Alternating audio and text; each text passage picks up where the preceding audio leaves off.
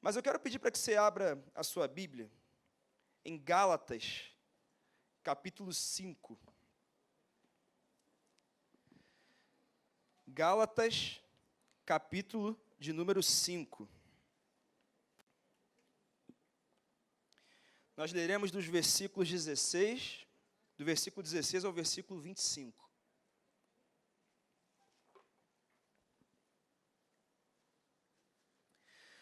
Mas antes de lermos, eu preciso te lembrar sobre algo que eu falei no domingo passado. Não existe ninguém vazio. Todo mundo é cheio de alguma coisa. Algumas pessoas são cheias de Deus, são cheias da presença espiritual de Deus, do Espírito Santo de Deus.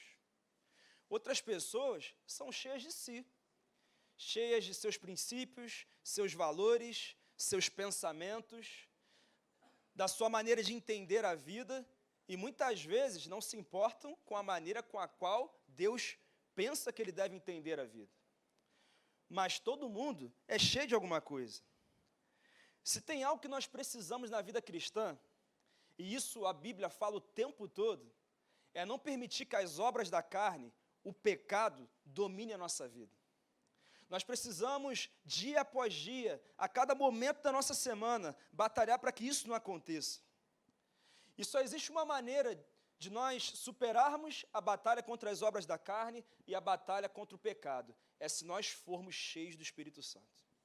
Não existe um outro caminho, não existe uma outra ferramenta, mas é o enchimento do Espírito Santo.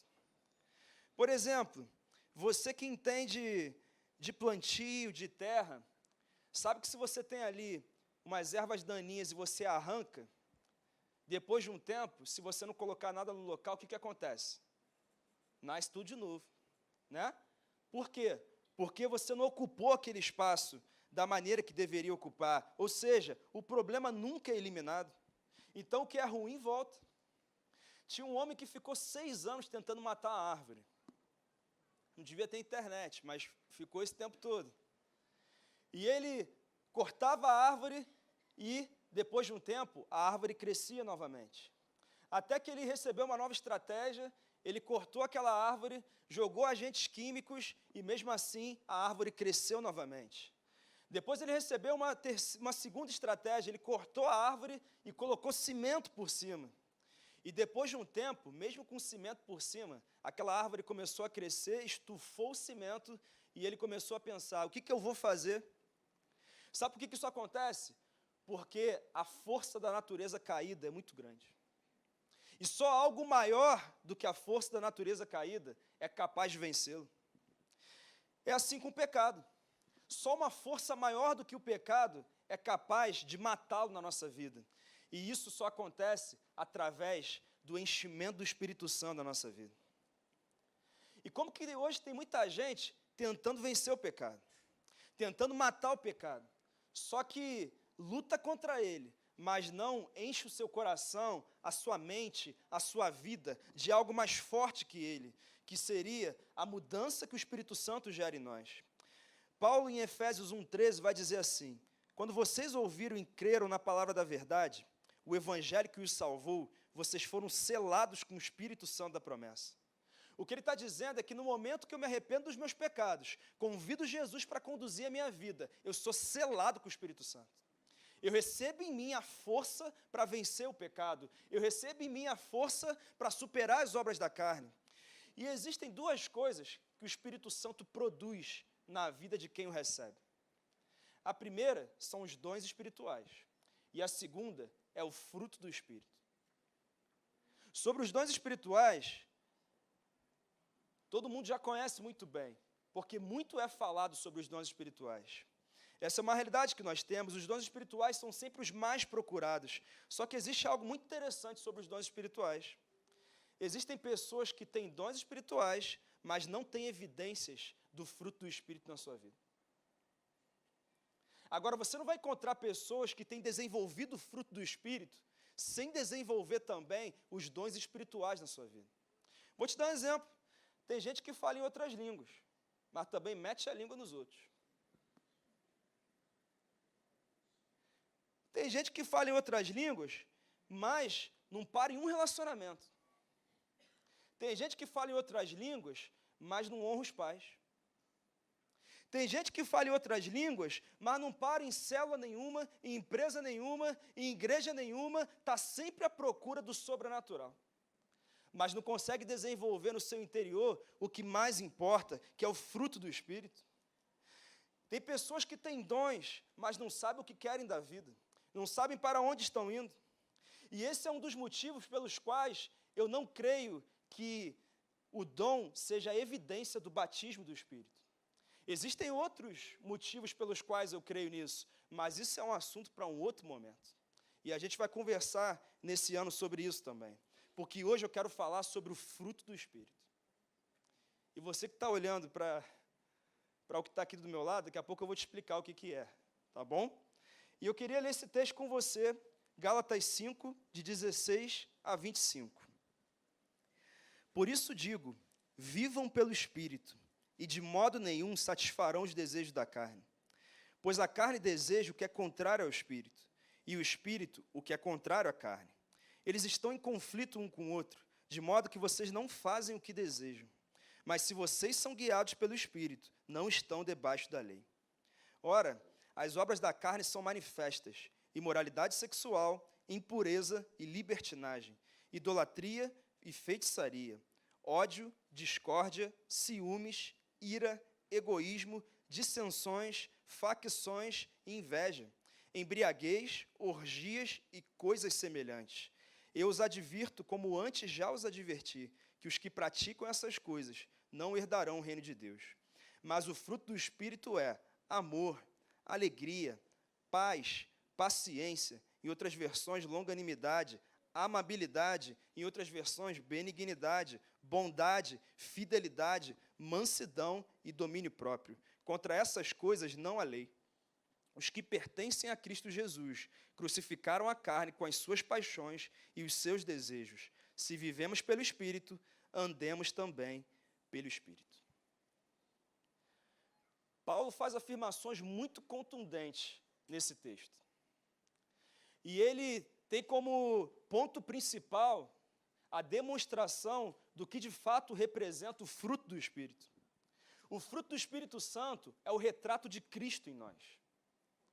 Nós falamos muito sobre nos parecermos com Jesus, nós queremos ser semelhantes a Ele, e isso é a manifestação, a revelação do fruto do Espírito em nós. E ele é revelado através da nossa personalidade e caráter. Deus, entenda algo muito interessante, Deus possui atributos comunicáveis e atributos incomunicáveis.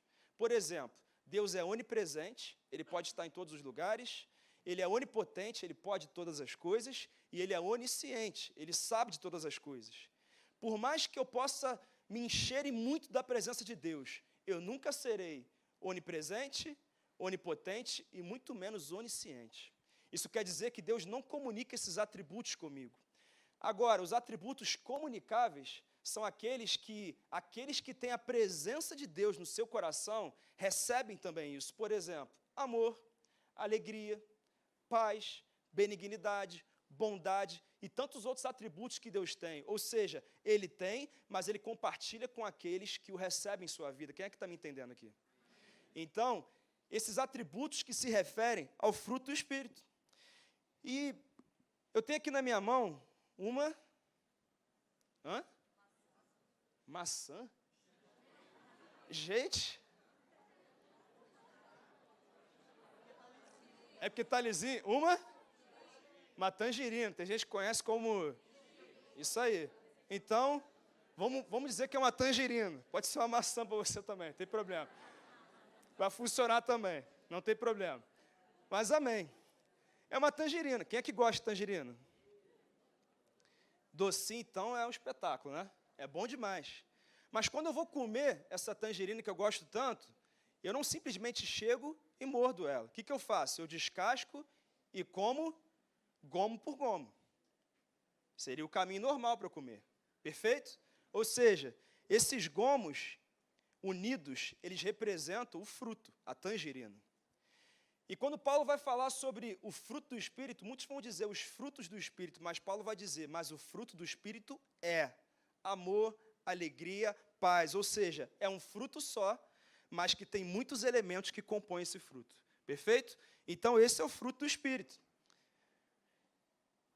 E por que eu estou te explicando isso? Para que você entenda algo muito importante. Deus quer derramar sobre a vida de todos que fazem parte dessa terra um poder que muda completamente a história deles. Um poder que muda a nossa vida. E esse poder é manifestado pelo fruto do Espírito. E é sobre isso que eu quero conversar com você nessa noite. Como desfrutar desse poder que pode mudar a nossa vida. Em primeiro lugar, entenda que existe dentro de você uma severa batalha entre a carne e o Espírito. Os versículos 16 e 17 vão dizer assim: por isso digo, vivam pelo Espírito, e de modo nenhum satisfarão os desejos da carne, pois a carne deseja o que é contrário ao Espírito, e o Espírito o que é contrário à carne. Eles estão em conflito um com o outro, de modo que vocês não fazem o que desejam, mas se vocês são guiados pelo Espírito, não estão debaixo da lei. Mais uma vez, o que Paulo vai dizer é que o caminho para vencer o pecado é desenvolver uma espiritualidade sadia, é buscarmos a presença de Deus. E muitas pessoas têm lutado contra o pecado, querem vencê-lo, mas o fazem com a força do braço. E com a força do braço, às vezes você consegue alguma coisa, mas basta a gente perder em um momento para a gente destruir a família. Basta a gente ceder em um momento para a gente destruir a nossa saúde. Basta a gente ceder em um momento para a gente perder uma oportunidade, simplesmente porque nós enfrentamos uma batalha que é espiritual, mas usando ferramentas humanas. E nós temos que pensar sobre isso. E Paulo vai dizer, olha, nós precisamos ser guiados pelo Espírito. O próprio apóstolo Paulo, que é um santo homem de Deus, ele vai dizer assim, em Romanos 7,19, o bem que eu quero fazer, eu não faço, mas o mal que eu não quero fazer, esse eu faço. Isso quer dizer que essa é uma luta que todos nós temos. Nós estamos batalhando o tempo todo para vencer as obras da carne e viver conduzidos e guiados pelo Espírito Santo.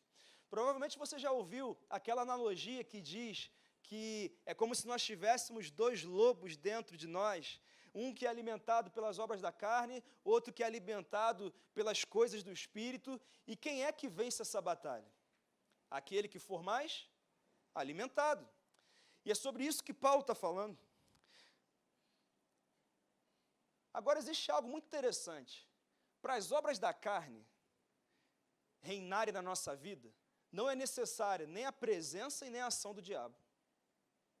Basta a concupiscência, o desejo incontrolado da nossa carne para isso vir à tona, para isso aflorar na gente. Nós não precisamos nos esforçar para que o pecado tome a nossa vida. Mas para que o fruto do Espírito se manifeste na nossa vida, é necessário a presença e a ação do Espírito Santo. É algo totalmente diferente. Faz uma análise rápida agora.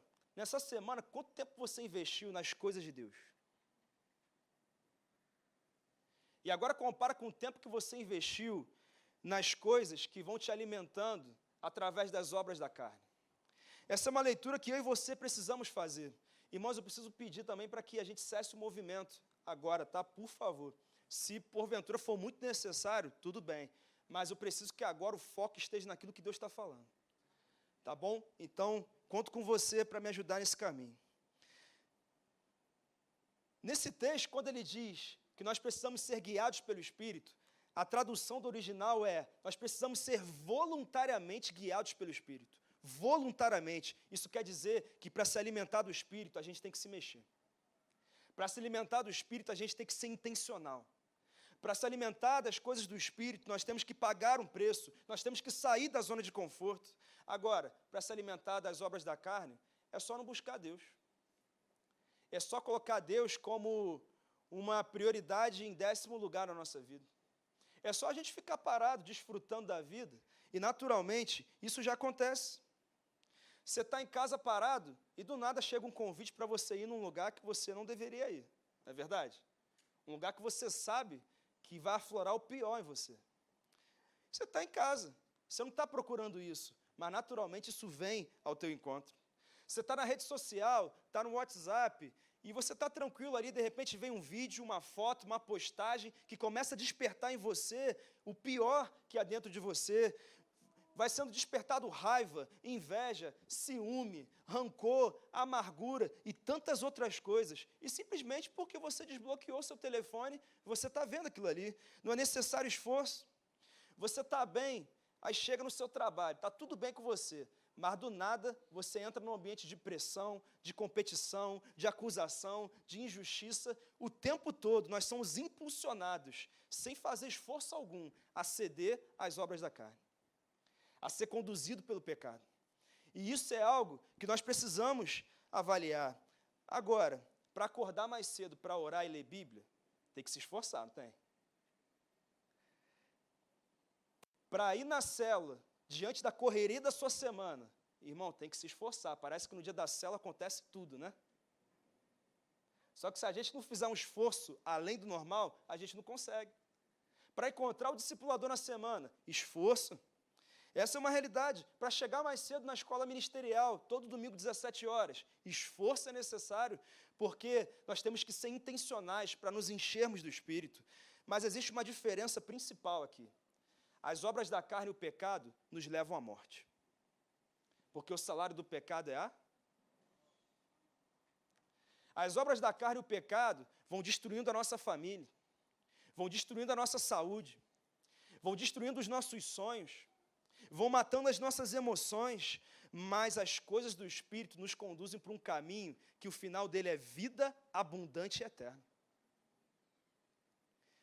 É um caminho que dá mais trabalho passar por ele, mas sem dúvida alguma, o destino que ele nos leva é um destino de alegria. As coisas do Espírito também nos permitem recomeçar. Eu tenho certeza que você cometeu um erro hoje, mas em Deus a gente sempre pode recomeçar. Essa noite pode ser uma noite de recomeço para você. As coisas do Espírito nos permitem contar com a ação e com a intervenção e o favor de Deus. Mas em segundo lugar, como desfrutar desse poder que muda a nossa vida? Você precisa entender que o pecado te afasta da presença de Deus agora e na eternidade, mas a direção do Espírito te conduz à atmosfera eterna do favor de Deus. Versículo 1 do capítulo 5 vai dizer assim: foi para a liberdade que Cristo nos libertou. Portanto, permaneçam firmes e não se deixem submeter novamente a um jugo de escravidão.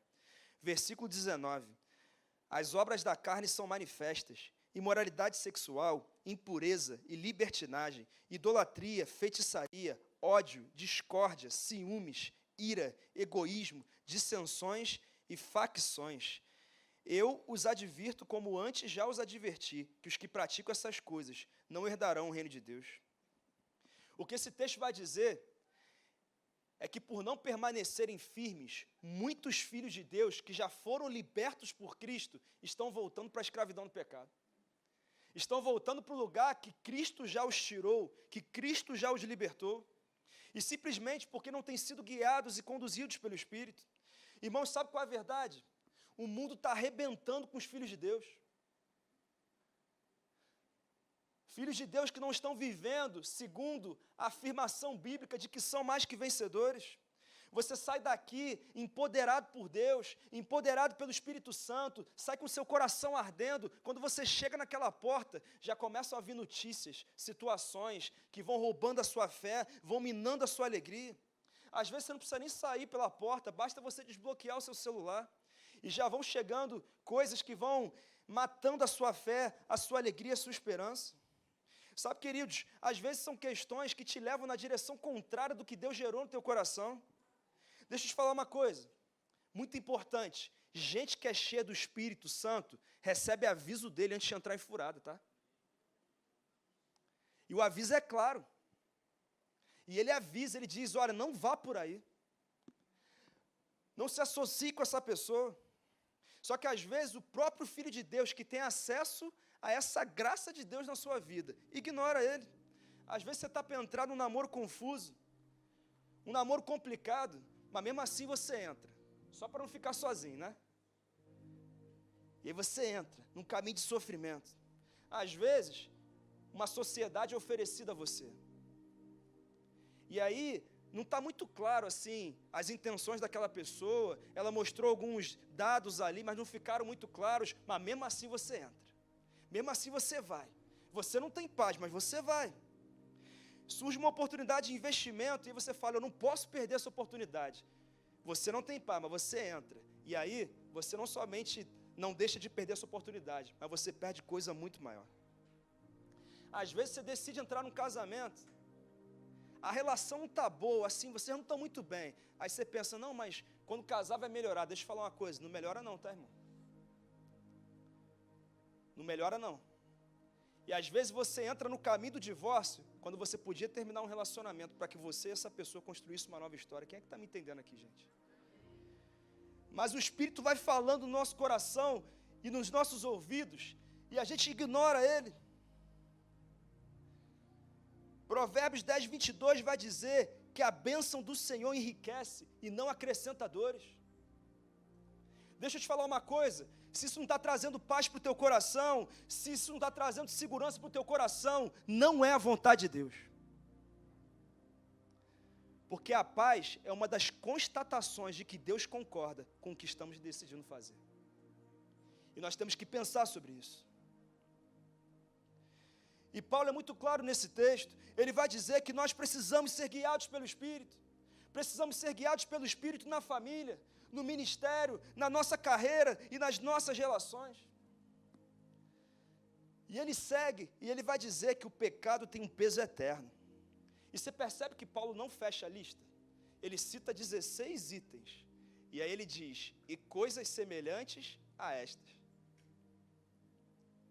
E às vezes tem gente que pega esse versículo e fala, pastor, então isso que eu estou fazendo aqui não é pecado não, porque não está no texto. Assim, pastor, fumar não é pecado não, porque não está no texto. Deixa eu falar uma coisa, muito importante. Fumar é um vício. E a Bíblia diz que tudo aquilo que gera concupiscência, ou seja, desejo incontrolado na gente, a gente deve se afastar, porque isso destrói a nossa vida. A ciência também diz que o cigarro destrói a nossa vida. Nós somos templo do Espírito Santo. Se tem algo que nós estamos fazendo, que está destruindo o templo, a habitação do Espírito Santo, nós precisamos parar de fazer. E além de tudo, você ainda queima o teu dinheiro com esse mal que está destruindo a sua vida. Então, quando alguém quiser justificar os pecados porque está dizendo que não está no texto, relate para essa pessoa que a Bíblia nos ensina, não somente por aquilo que está literalmente escrito, mas também pelo princípio que está por detrás do que está escrito. E a gente precisa viver pelos princípios, mas muitas vezes os filhos de Deus têm quebrado os princípios e por isso não têm vivenciado as promessas de Deus. E nós precisamos vivenciá-las, porque a Bíblia fala de princípios o tempo todo. E quando Paulo termina essa lista, ele vai dizer, os que praticam essas coisas não herdarão o reino de Deus. Ele não está falando que quem erra não vai herdar o reino de Deus, ele está dizendo aquele que se entregou para o pecado, que não está nem aí, que está indiferente à vontade de Deus, mas continua caminhando. Ele não está falando daquele que está lutando para vencer o pecado, às vezes erra, mas se arrepende e busca lutar, e busca se santificar. Ele está falando de quem sabe que está fazendo o que não deve fazer, mas mesmo assim continua, porque se tornou indiferente. E aí Paulo vai encerrar esse texto falando sobre a principal ferramenta que nós temos para vencer as obras da carne. E ele vai dizer que eu e você precisamos desenvolver na nossa vida o fruto do Espírito. Versículos 22 e 23. Mas o fruto do Espírito é amor, alegria, paz, paciência, benignidade, bondade, fidelidade, mansidão e domínio próprio. Contra essas coisas não há lei. E eu queria, de maneira bem resumida, estudar cada faceta desse fruto, com o objetivo de nós entendermos o que fazer para desenvolvê-los na nossa vida. Porque o meu objetivo maior aqui não é condenar o pecado, e sim mostrar a você um caminho muito melhor. Porque uma coisa é eu dizer para você assim, você não pode fazer isso. Isso tem um efeito. Outra coisa é eu dizer, olha, se afaste desse caminho e vai por esse aqui que é muito melhor para você. É uma diferença muito grande. Porque eu tiro algo e substituo com algo mais forte, como é o princípio que nós tratamos no primeiro ponto dessa palavra. E eu aprendi que funciona melhor assim. Por exemplo, dizer que falar mal dos outros é pecado, você tem que parar com isso, funciona.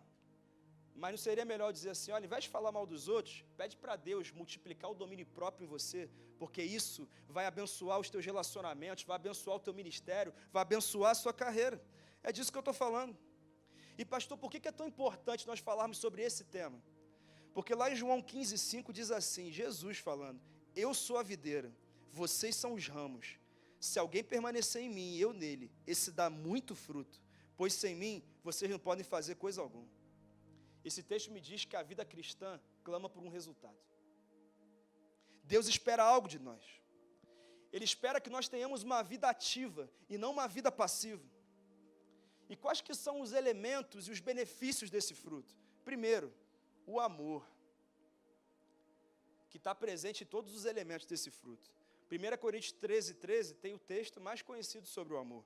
Assim permanecem agora esses três, a fé, a esperança e o amor. O maior deles, porém, é o amor. E o amor é uma das realidades mais banalizadas no nosso país. A pessoa está namorando ali há 2 meses, 3 meses, já diz para o outro o quê? Eu te amo. Não teve uma decepção, não passou por uma luta, não sentiu ainda um bafo do miserável ali. Mas mesmo assim, eu te amo. Ah, pastor, mas quando eu vejo ela, me dá uns calafrios, eu suo frio, embrulho meu estômago. Irmão, diarreia também dá isso. E é bem diferente de amor. É virose, né, irmã? Pode ser uma virose que você está tendo. A pessoa come um hambúrguer e diz, eu amei esse hambúrguer. Aí chega em casa e diz para a esposa, eu te amo. Sabe qual é a verdade? A gente não entende o que é o amor. E a gente vai banalizando esse elemento do fruto do Espírito que o Senhor confiou à nossa vida. O amor que é citado nesse texto é o amor de Deus. É o amor ágape. É o amor incondicional. Não é um bom sentimento em relação a alguém. Não é o amor eros, que é o amor do desejo sexual. É o amor de autossacrifício, autodoação ao outro. Aliás, 8 dos 9 elementos do fruto do Espírito se referem ao outro. Isso quer dizer que o enchimento do Espírito Santo tem como constatação na nossa vida que nós somos bem-sucedidos nos relacionamentos. Isso é muito forte. E o amor que Paulo está citando é a decisão de agir com amor pelo outro, mesmo que ele não faça o mesmo por mim. Eu não amo você porque você merece, sim porque eu escolhi te amar. É o amor que Deus espera que nós exerçamos sobre a vida das pessoas. E esse tipo de amor é possível até mesmo com as pessoas que nós não gostamos. Pastor, como assim? Vou te dar um exemplo. Você acha que Jesus gostava dos fariseus? Ele chamava os caras de raça de víboras, arrogantes, orgulhosos, presunçosos, e outras expressões aqui que eu poderia citar. Jesus não gostava deles não, mas Jesus os amava. Sabe por quê? Porque ele dava a eles o que eles precisavam. E eles precisavam de exortação. Eles precisavam mudar a mentalidade deles. Eles precisavam rasgar as vestes da religiosidade para serem tocados pelo Espírito de Deus em seus corações. Então Jesus falava para eles o que eles precisavam ouvir, e não o que eles mereciam ouvir, ou o que eles queriam ouvir. O amor é o oposto e o antídoto do egoísmo. É parar de pensar em si para pensar no outro. Filipenses 2,4 fala sobre isso. Cada um cuide não somente dos seus interesses, mas também dos interesses dos outros. Irmãos, como que tem casamento que ainda não está vivendo a realidade do amor? Porque planeja sozinho, sonha sozinho, faz tudo sozinho, mas ainda diz, eu te amo. Às vezes o cônjuge está planejando tudo, aí o outro chega e pergunta, vem cá, nesse plano, nesse sonho, nesse projeto, aonde que eu me encaixo aí? Ou seja, a gente casa e pensa primeiro na gente, para depois pensar no outro. Mas o amor de Deus é diferente. Em 1 João 3,18, existe um princípio muito importante sobre o amor. Filhinhos, não amemos de palavra nem de boca, mas em ação e em verdade. Ele está dizendo que se você fala ou não que ama, não faz tanta diferença. Agora, se você não age como alguém que ama, isso sim faz diferença. E isso é muito sério. Tem gente que diz que ama, mas seu amor não é comprovado nas atitudes. Tem gente que diz, eu amo a Deus, mas não abre mão de tempo, não abre mão da energia, não abre mão dos recursos para investir no reino de Deus e no avançar desse reino, se estabelecendo na terra. Amor é pensar mais no outro do que em si.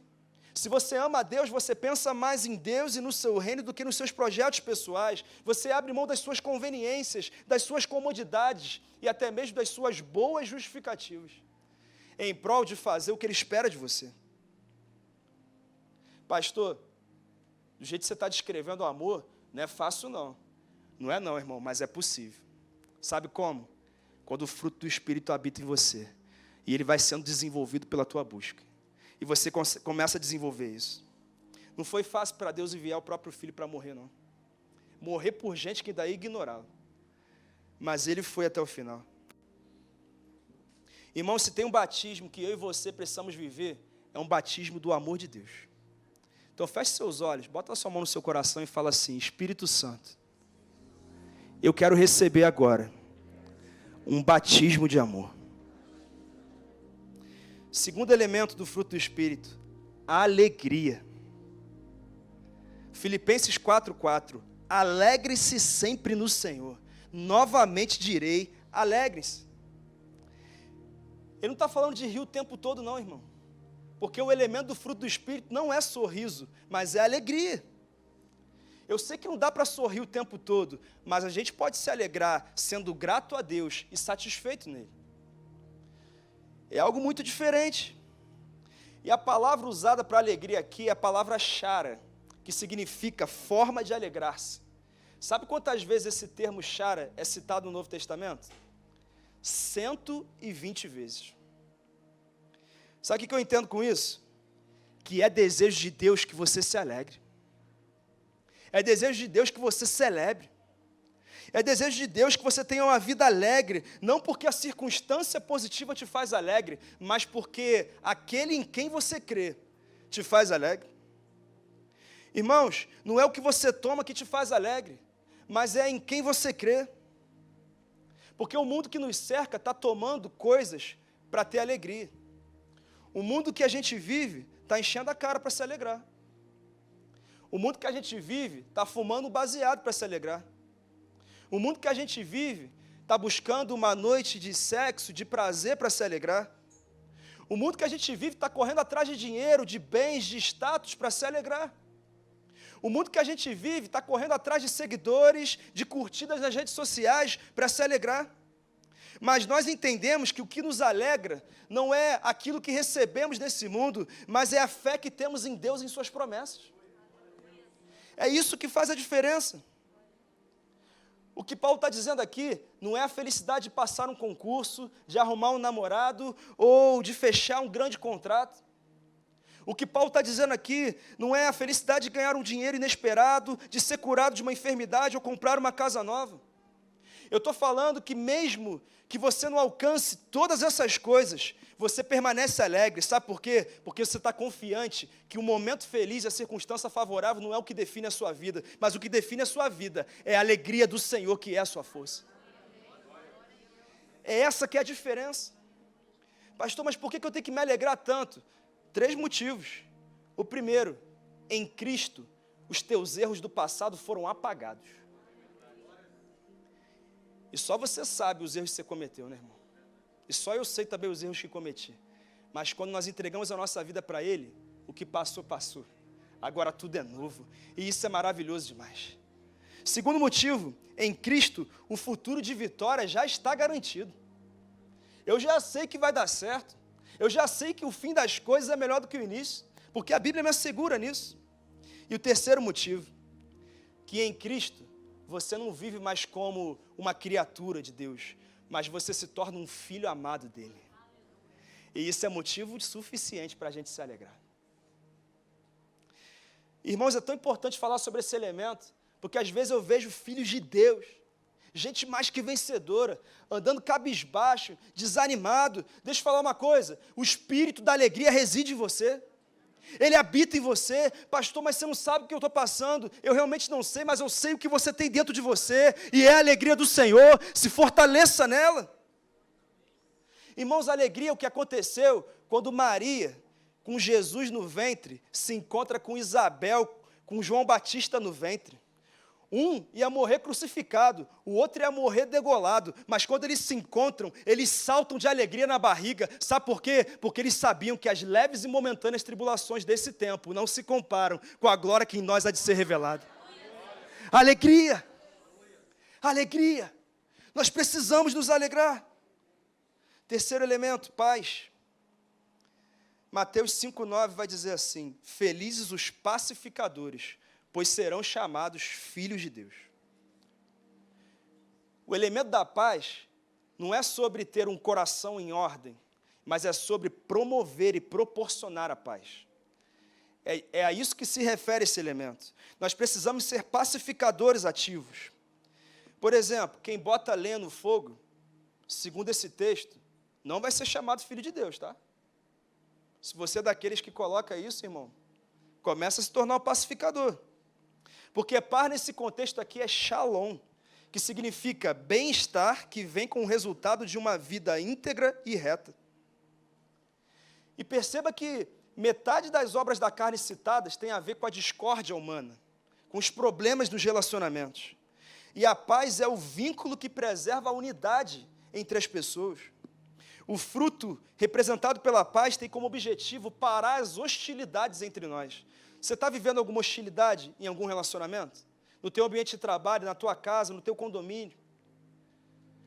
Você que tem o Espírito Santo, tem em você a capacidade de promover e proporcionar a paz nesse ambiente. É a isso que se refere esse elemento. Nós temos que parar de nos agredir. Agora a moda é agredir na rede social. Você posta uma coisa, você escreve uma coisa, você recebe uma enxurrada de comentários. Às vezes eu posto umas coisas e vem assim, umas perseguições assim de uns incircuncisos aí. Brincadeira, não tem problema ter diferença de opinião. A gente só tem que respeitar, né? A diferença de opinião. Cada um pensa do jeito que quiser pensar, né? E se você pensa diferente, tudo bem. Mas nós temos que caminhar num ambiente de paz. Tem gente que às vezes diz assim: pastor, eu não vou nem me meter nisso não, que eu prefiro evitar conflito, evitar confusão. Porque eu estou escolhendo a paz. Deixa eu falar uma coisa, você está errado. Porque se eu estou num ambiente de guerra, como um detentor do fruto do Espírito, eu tenho que promover a paz. Uma vez uma esposa, uma mãe chegou para mim e falou: pastor, nossa casa está em guerra, e o problema é esse, aquele, aquilo outro. Eu perguntei: mas e o seu marido, o que ele tem falado sobre isso? Aí ela falou assim: ele não se mete nada disso não, porque ele prefere ficar na dele, na paz. Eu falei: é? A culpa é dele. Porque se ele tivesse uma intervenção ali, como promotor da paz da casa, a coisa mudava. Essa coisa de fugir de conflito, muitas vezes é uma desculpa que a gente usa para não exercer o que Deus espera da gente. Nós temos que promover a paz. As pessoas acham que evitar o conflito é resolvê-lo, mas na verdade é adiar um problema que vai se tornar ainda maior. É isso que Paulo está dizendo para mim e para você. Eu não estou falando para você sair por aí procurando problema não, irmão. Estou dizendo que no ambiente que você está hoje, talvez, Deus esteja esperando você ser um agente ativo da paz dele naquele lugar. Às vezes é numa reunião de condomínio. Às vezes é na tua empresa, é na tua casa, é em algum lugar. Feche seus olhos, coloca a sua mão no coração e fala assim: Espírito Santo, faz de mim um pacificador, que ambientes e corações em guerra encontrem a paz através da minha vida. Esse é o tipo de oração que Deus responde instantaneamente, tá? Porque é de acordo com a vontade dele. Terceiro elemento, paciência. Esse aqui eu vou pular porque a gente não tem esse problema não aqui, né? Todo mundo é muito paciente, muito equilibrado, né? Então isso aqui eu falo no final. Quem aqui tem pavio curto? Você que reconhece vai vencer isso, porque você reconhece. E quem aqui não tem nem pavio? Pastor, sou eu. Tem gente que levantou as duas mãos aí. Faz uma oração aí: Senhor, aumenta o meu pavio. Sabe, Deus tem aumentado o meu pavio. Se você perguntar para minha esposa, ela vai dizer que tem que aumentar mais, mas Ele tem trabalhado isso em mim. E o Espírito Santo vai nos dando mais paciência conosco e também paciência com os outros. Provérbios 16:32 vai dizer assim: melhor é o homem paciente do que o guerreiro, mais vale controlar o seu espírito do que conquistar uma cidade. Irmãos, naquele período, conquistaram a cidade, era a glória de um povo, de um exército. E Salomão está dizendo que mais vale um homem paciente do que aquele que conquista uma cidade. Isso é poderoso demais. E como que tem gente impaciente no mundo? Esse elemento da paciência é sobre ter uma atitude extrema de paciência com alguém que se colocou contra você. Eu estou falando de gente irritante mesmo, que talvez você tenha na sua vida. Por exemplo, a sogra. Brincadeira. Mas pode ser um opositor que se posiciona contra você. Alguém que, voluntária ou involuntariamente, de alguma maneira, vai minando a tua tranquilidade, a tua paz. Gente que vai na sua rede social para dar opinião contrária ao que você colocou. Paciência. Precisamos desenvolver, porque o Espírito Santo não nos dá somente alegria e milagres, mas também age em nós através de ações de amor demoradas. É um amor que não revida. A paciência é isso, é um amor passivo, calado, é continuar amando persistentemente pessoas que te provocam e se opõem a você.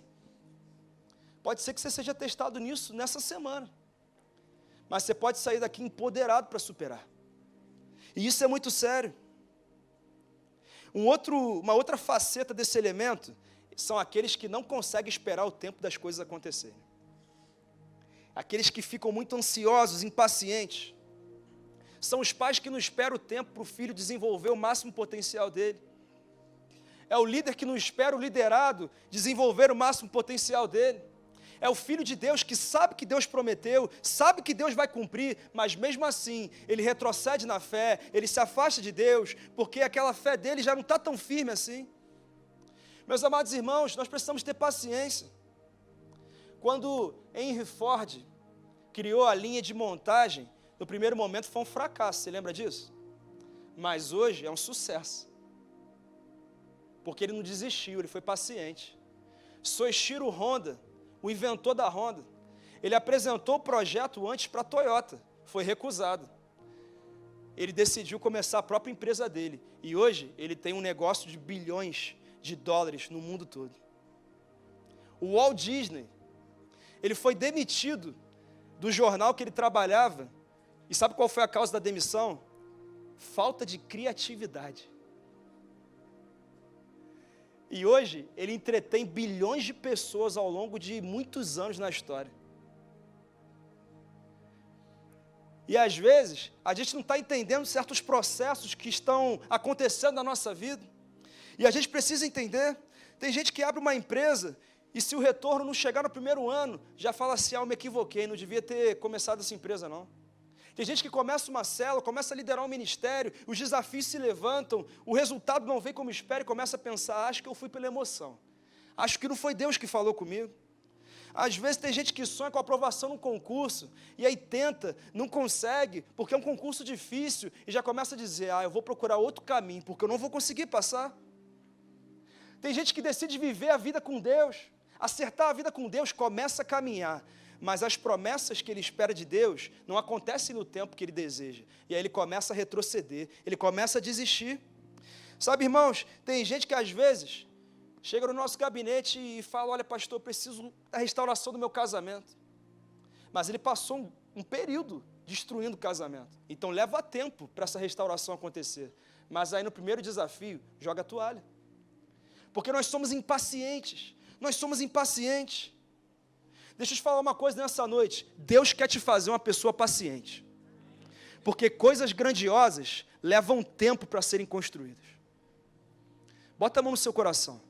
Feche seus olhos e diz assim, Senhor, faz de mim uma pessoa paciente. Próximo elemento, benignidade. Filipenses 2,4 vai dizer assim, cada um cuide não somente dos seus interesses, mas também cuide dos interesses dos outros. A benignidade é o lado ativo do amor. É mais profundo, é fazer bem a quem te fez mal. Pastor, você está brincando comigo, né? É isso mesmo, é isso que é a benignidade. Não é para qualquer um não, irmão.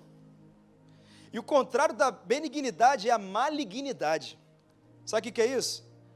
Eu não empurro ele do precipício, mas se ele cair, eu vou rir, né? Não estou torcendo para o meu ex-namorado terminar o namoro, não, mas tomara que termine, né?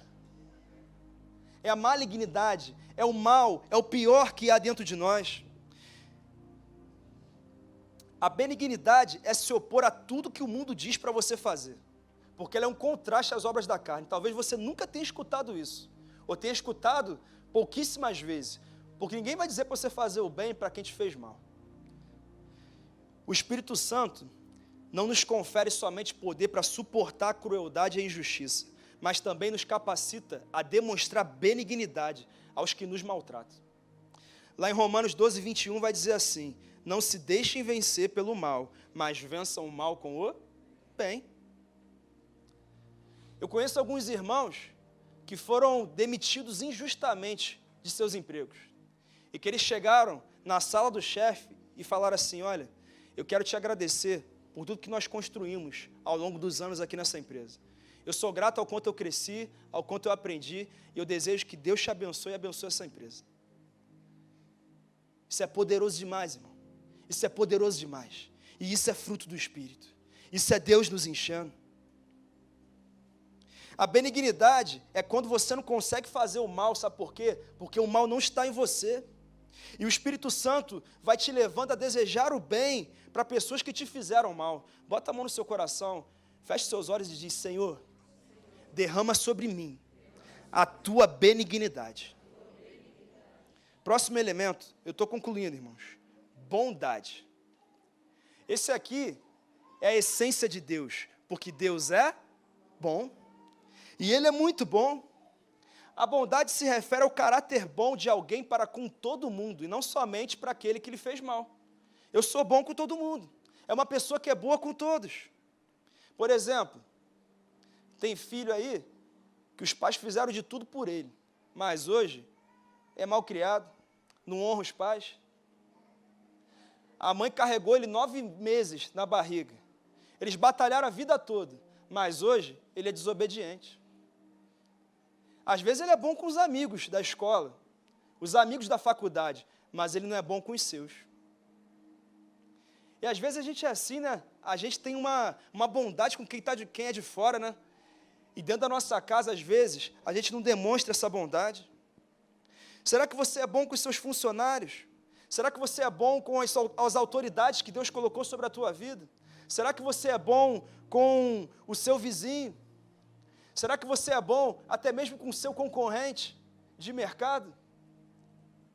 Pastor, eu sou muito bom porque eu levei doações para Alfredo Chaves. Olha, isso é maravilhoso. Mas a coisa mais fácil que tem é ajudar quem a gente não conhece. Mas a minha pergunta é: você tem sido bom com os seus? Você tem sido ali, tem demonstrado a bondade de Deus com os seus? Feche seus olhos. Coloca sua mão no seu coração e diz assim: Espírito Santo, eu quero ser bom como o Senhor é. Próximo elemento, fidelidade. Fidelidade vem do termo pites, que significa acreditar fielmente, ou seja, além de ter fé, também ser alguém confiável. Provérbios 26 vai dizer assim: muitos se dizem amigos leais, mas um homem fiel, quem poderá achar? São duas facetas também desse elemento. O primeiro é você crer em Deus independente das circunstâncias. É o nível de fé que você exercita. Tem 3 níveis de fé que existem. O primeiro nível de fé é quando você crê que Deus pode fazer. Esse é um nível de fé. O segundo nível de fé é quando você crê que Deus está fazendo. Mas existe um terceiro nível de fé, que é aquele que você determina que Deus já fez. E é esse o nível de fé representado por esse elemento. E qual que é o nível de fé que você tem exercitado sobre as coisas que você espera? Agora, a segunda faceta desse elemento é ser uma pessoa confiável. Você é uma pessoa confiável? As pessoas podem confiar segredos a você? As pessoas podem confiar informações a você? Ou você é daqueles que sai correndo para contar o que você descobriu? Ou será que você é daqueles que fala uma coisa para um e depois fala outra coisa para outro? Você é confiável? Ou você é daqueles que assume um compromisso, começa, mas não termina aquilo que decidiu começar? E aí deixa as pessoas na mão. Será que você é confiável? Você é fiel no seu casamento? Você é fiel na sua empresa? Ou você é daqueles que fica fazendo um leilão para quem paga mais, para você sair na hora que pintar a oportunidade? Você é fiel aos seus amigos e líderes, gente que ora por você, que batalha por você? Feche seus olhos e ore ao Senhor, dizendo assim: Espírito Santo, eu quero ter em mim uma fé que movimenta o impossível. E quero ser leal ao Senhor e a todos que me cercam. Penúltimo elemento, mansidão. Filipenses 4:5 vai dizer assim: seja a moderação de vocês conhecida por todos, perto está o Senhor. Mansidão não é falar manso. E tem gente que pensa, porque ele fala manso, ele é manso. Ou porque ela não fala assim, num tom de voz muito agradável de se ouvir, essa pessoa não é mansa. Mansidão não é falar manso. Tem gente que fala baixo, que fala manso, mas se você pedir para ela fazer uma coisa que ela não gosta, não concorda, ela não faz. Sabe por quê? Porque ela não é humilde. E mansidão tem a ver com isso. Tolerância e humildade. E isso é muito sério.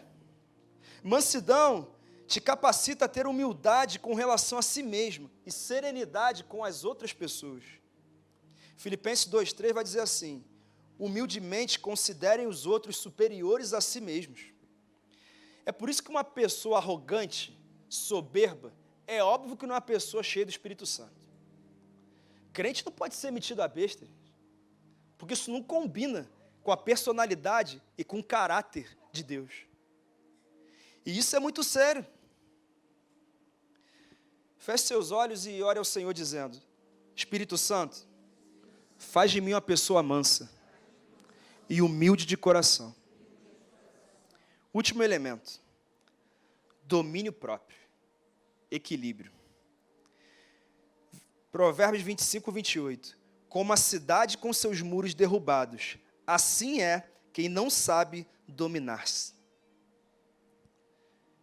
Irmãos, Salomão vai dizer que uma pessoa que não tem domínio próprio é como uma cidade que tem seus muros derrubados. Isso não faz muito sentido para a gente hoje, mas na época de Salomão, os muros representavam a glória da cidade. Os muros representavam a segurança da cidade. Os muros representavam a prosperidade da cidade. A maior vergonha do povo de Israel foi ter sido levado escravo no exílio babilônico e ver os muros de Jerusalém sendo derrubados. Uma das maiores vergonhas do povo de Israel.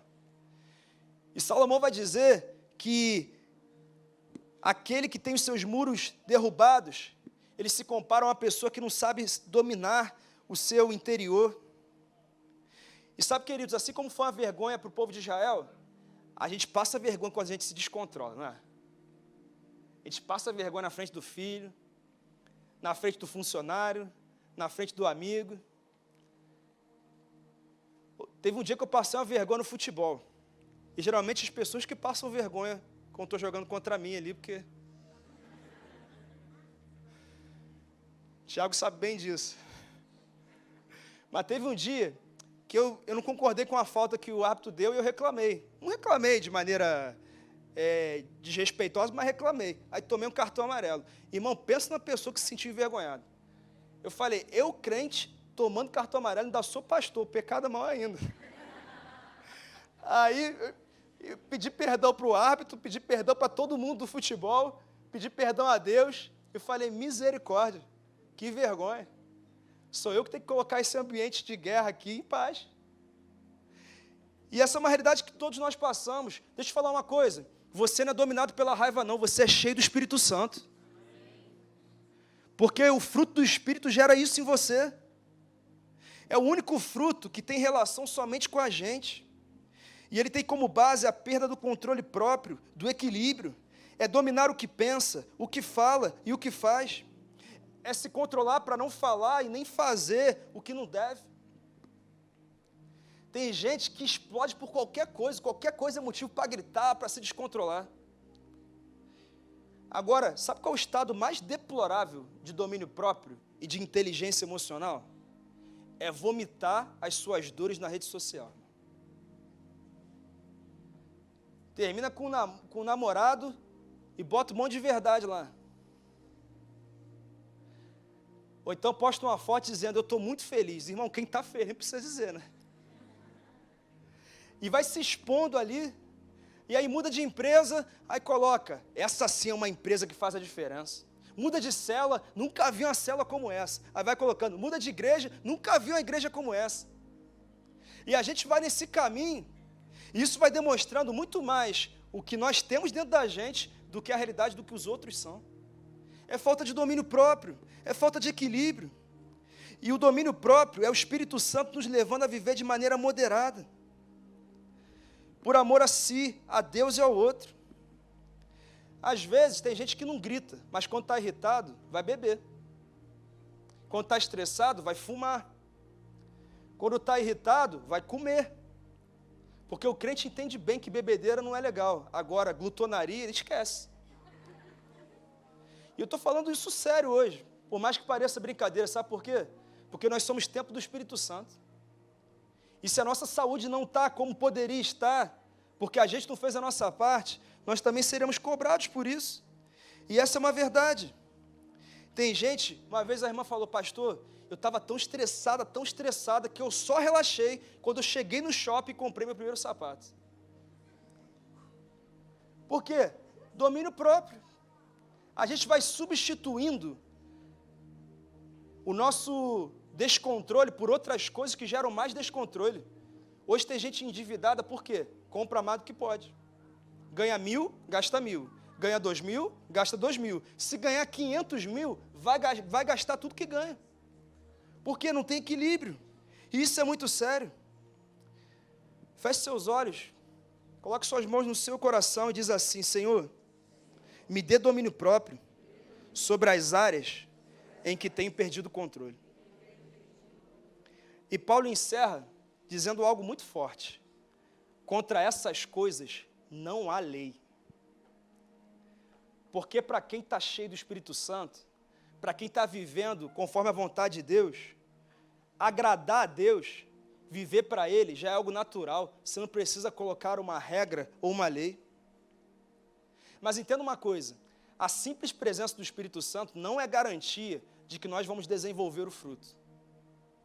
Assim como tirar a carteira de motorista, não é garantia de que você é um bom motorista e que você dirige dentro da lei. Assim como comer, não é uma garantia de que você está bem nutrido. É necessário uma aproximação contínua de Deus, para que nós possamos nos encher dEle. Pastor, até quando? Até que Ele volte para nos buscar. Porque às vezes tem rachadura, a gente recebe mais, mas vai vazando. Por quê? Porque ainda tem rachadura na nossa vida. É por isso que ainda tem crente vivendo em pecado, porque até tem o Espírito Santo, mas não está desenvolvendo o fruto.